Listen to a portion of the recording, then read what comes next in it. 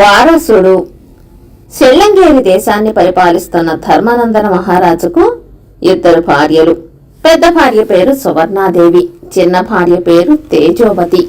సువర్ణాదేవికి విజయసేనుడనే కుమారుడు, తేజోవతికి సత్యసేనుడనే కుమారుడు ఉన్నారు. రాజు ధర్మానందనుడికి వృద్ధాప్య దశ రావడంతో రాజ్య పరిపాలనను తన కుమారులలో ఒకరికి ఒప్పచెప్పాలని అనుకున్నాడు. అయితే ఇక్కడ ఆయనకు ఒక సమస్య ఎదురయ్యింది. పెద్దరాణి కొడుకు విజయసేనుడి కన్నా చిన్నరాణి కొడుకు సత్యసేనుడు వయస్సులో పెద్దవాడు. ఇద్దరికీ రాజ్యాన్నేలేందుకు సమానమైన శక్తి సామర్థ్యాలున్నాయి.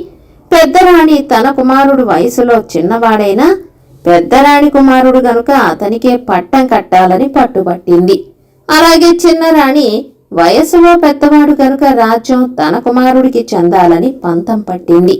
రాజుకు ఏ రాణి మనస్సును నొప్పించటం ఇష్టం లేదు. కాని ఆయనకు పెద్దరాణి కుమారుడైన విజయసేనుడంటే ప్రేమ ఎక్కువ.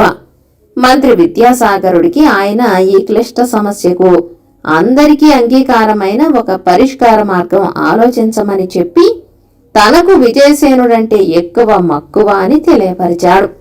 సెల్లంగేరి దేశానికి పొరుగు దేశమైన గంగాపురాన్ని అమరేంద్రుడనే రాజు పాలిస్తున్నాడు.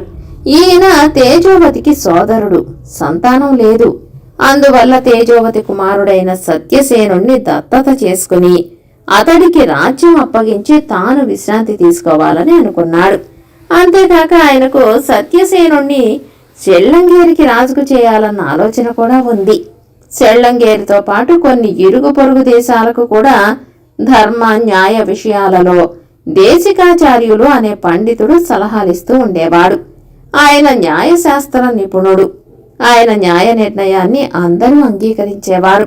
అమరేంద్రుడు దేశికాచార్యులను ఆహ్వానించి సత్యసేనుడికి సెల్లంగేరి రాజ్య సింహాసనానికి గల అర్హతను గురించి అడిగాడు. అందుకు దేశికాచార్యులు, సత్యసేనుడు చిన్నరాణి కుమారుడైన వయస్సులో పెద్దరాణి కుమారుడి కన్నా పెద్దవాడు గనుక అతడికే సింహాసనార్హత ఎక్కువ. అయినా ఇది చాలా క్లిష్ట సమస్య, ఆలోచించి తర్వాత చెబుతాను అన్నాడు.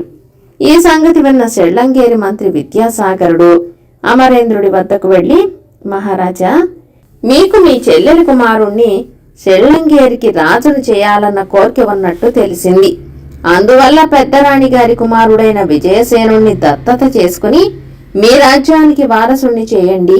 మీ రాజ్యం సెల్లంగేరి రాజ్యం కన్నా చిన్నదైనా మేము పెద్దరాణి గారికి సెల్లంగేరిపై తన కుమారుడికి గల హక్కును వదులుకోమని నచ్చచెబుతాము అన్నాడు. కాని ఇందుకు అమరేంద్రుడు అంగీకరించక, ఇది సాధ్యపడదు. నాకు ఆత్మబంధువైన వాణ్ణి దత్తత చేసుకుని రాజ్యం వాడికి అప్పగిస్తాను. సెల్లంగేరి రాజ్యం విషయంలో మీరు న్యాయం ధర్మం తక్కించి ఒక నిర్ణయానికి రండి అని జవాబిచ్చాడు. ఆ తర్వాత అమరేంద్రుడు ఇక కాలహరణం చేస్తే విజయసేనుణ్ణి దత్తత చేసుకోమని తనపై మరింత ఒత్తిడి తెస్తారని భయపడి ధర్మానందనుడి వద్దకు వెళ్లి సత్యసేనుణ్ణి తనకు దత్తు ఇవ్వమని కోరాడు. ధర్మానందనుడు తన మంత్రి విద్యాసాగరుడి సలహా అడిగాడు. మహారాజా, ఈ దత్తుకు మీరు వెంటనే అంగీకరించండి. ఇందుకొక మంచి కారణమే ఉన్నది అన్నాడు విద్యాసాగరుడు. ధర్మానందనుడు తన అంగీకారం చెప్పగానే అమరేంద్రుడు సత్యసేనుణ్ణి శాస్త్రయుక్తంగా దత్తు చేసుకుని తన దేశానికి అతన్ని యువరాజుగా పట్టాభిషేకం చేశాడు. కొద్ది రోజుల తర్వాత ధర్మానందనుడు, ఇద్దరు రాణులు, అమరేంద్రుడు ఆహ్వానం పంపి దేశికాచార్యులను పిలిపించారు. మంత్రి ఆయనతో, స్వామి, సెల్లంగేరి దేశానికి యువరాజును నిర్ణయించవలసి ఉన్నది. ఈ క్లిష్టమైన సమస్యను న్యాయ ధర్మాలు ఆలోచించి తమరే పరిష్కరించాలి అన్నాడు. ఇది విన్న దేశికాచార్యులు చిరునవ్వు నవ్వి, మొదట్లో ఈ సమస్య క్లిష్టంగా ఉన్నమాట నిజమే. కాని సత్యసేనుణ్ణి అమరేంద్రుడు దత్తత స్వీకరించిన తర్వాత సమస్య సులభంగా పరిష్కారమైపోయింది. సత్యసేనుడు దత్తు వెళ్లడంతో అతడు తన కన్నతండ్రి వారసత్వం, కుమారుడుగా అన్ని హక్కులు పోగొట్టుకున్నాడు. కనుక ఇప్పుడు సెల్లంగేరి దేశానికి వారసుడు విజయసేనుడే. ఇందులో ఎలాంటి సందేహాలకు తావు లేదు అన్నాడు.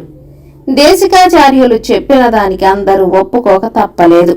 అమరేంద్రుడికి తాను దురాశ వల్ల చేసిన పొరపాటు ఇప్పుడు అర్థమయ్యింది. విజయసేనుణ్ణి దత్తు చేసుకుని ఉంటే చాలా పెద్దదైన షెల్లంగిరి రాజ్యానికి తన మేనల్లుడైన సత్యసేనుడు రాజై ఉండేవాడు. కథ సమాప్తం.